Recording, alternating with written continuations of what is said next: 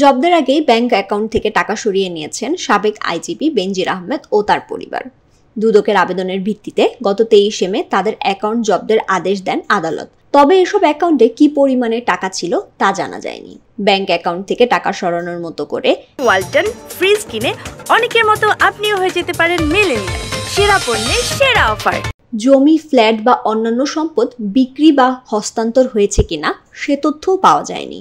তদন্ত সংশ্লিষ্ট এক কর্মকর্তা ঢাকার একটি দৈনিককে বলেন, গত সপ্তাহে তার অ্যাকাউন্টগুলো ফাঁকা করা হয়েছে। তিনি বলেন, এর আগের অভিজ্ঞতা থেকে দেখা গেছে যখনই কেউ বুঝতে পারেন তাকে ধরার চেষ্টা চলছে তখনই তিনি টাকা সরিয়ে ফেলেন।